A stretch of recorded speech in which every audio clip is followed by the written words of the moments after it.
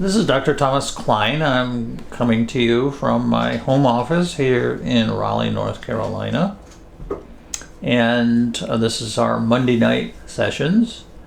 We're going to produce a little informative video each Monday to address the problems that we're having with the worst public health crisis we've had in the United States, with 10 million people with serious, painful diseases being taken off the only medicine that works, pain medicines, what the government calls opioids.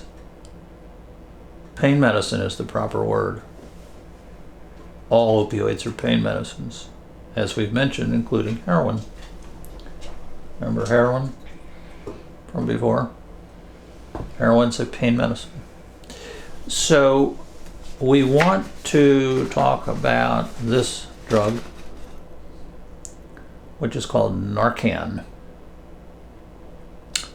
And NARCAN is a drug that reverses the effects of too much opioid, too much pain medicine, too much heroin. And if you take too much, it causes you to suffocate, which is really horrible.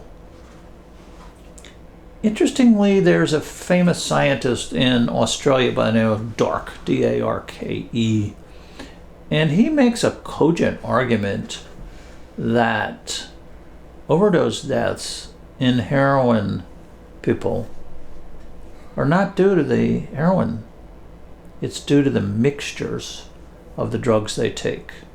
The CDC won't tell you this without you asking them, but the overdose deaths they're reporting in the United States, 100,000 a year, are due to a combination of drugs. The average number of drugs for the overdose death are 5. Now, just because one of them is heroin or one of them is a pain medicine doesn't mean that one drug of 5 caused the overdose death. Irrespective, when an overdose death occurs, you can use NARCAN to reverse the overdose death and save lives. Now we need to use the word conflation. I don't like the word conflation, but it's a good word. Over here, we have issues of opiate addiction, heroin addiction, Vicodin addiction. Any kind of pain medicine can cause an addiction. And over here, we have serious painful diseases. This group takes opiates, pain medicines. This group takes opiate pain medicine. There are 2 different groups, 2 different problems, but here's what happens. So to give you an example, NARCAN reverses overdoses of any kind of pain medicine or opiate originally used in the addiction group to save lives. Over here, in spite of what the government says, and based on a lot of intensive research at the National Pain Council, people do not overdose and die from their pain medicines. What happens is that they're sick and they receive pain medicines and benzodiazepines, and then they pass away from their disease, but it gets reported as overdose death because they were on the medication. Suppose they were on penicillin or an antidepressant or some of these real powerful drugs like cancer drugs and things that do cause death. Nobody would say anything. So it's a matter of whether or not a person dies with the drugs or because of the drugs.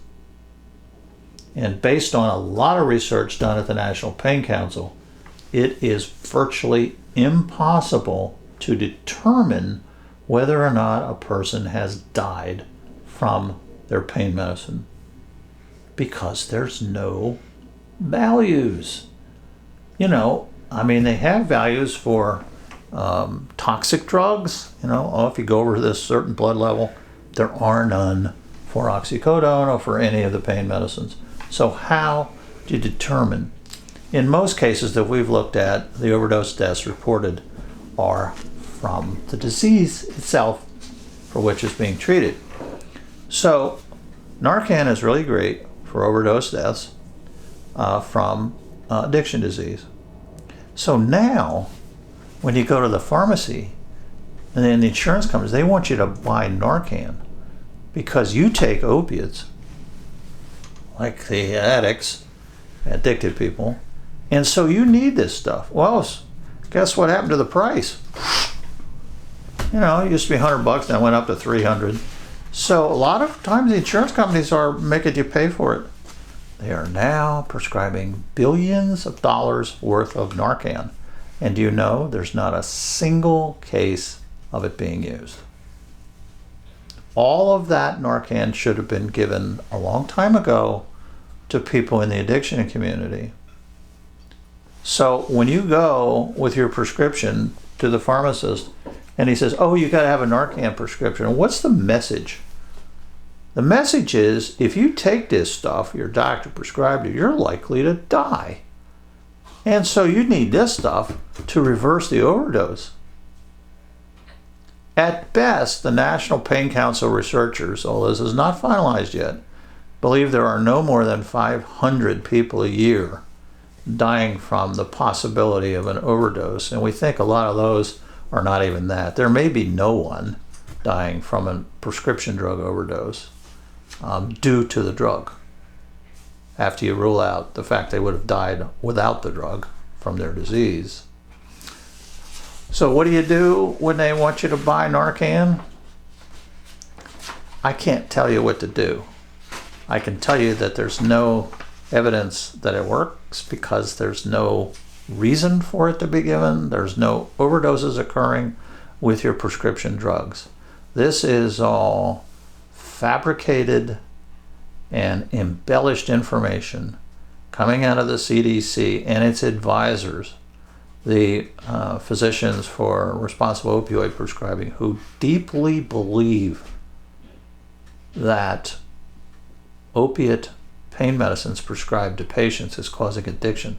They think there's 25% of people on opiate pain medicines, and this was given in testimony under oath in a federal trial. And in fact, our researchers have come up with a different figure. It's not 25% of people who are taking pain medicines who are addicted. It's 0. Once a person starts on their pain medicine and does not addict and go to the moon or have a cosmic experience, they never will. Never. And that's because this is all caused by some genetic abnormalities of the biochemistry in the brain. And that's why it's rare, less than 1%. So, NARCAN, let's save it for people who are on the streets who need it.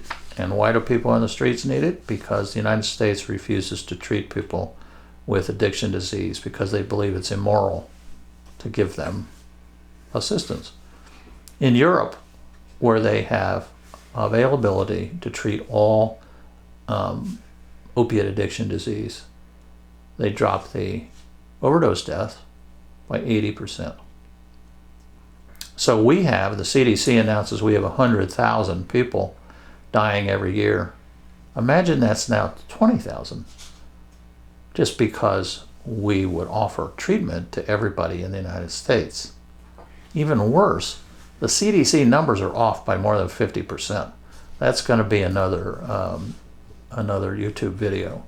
So it may be we would only have 10,000 people dying from street overdose. I mean, that would be a lot better than 100,000. The 100,000 is the lead sentence in every single article you read, Because if you are inducing fear of death, then people will stop using opioids or pain medicines, because there are people that believe they are from the devil. And if you take them, you become an agent of Lucifer. But that's not true. So I say good night until our next Monday session. And if you have any questions, you can email us at National Pain Council, all one word, @gmail.com.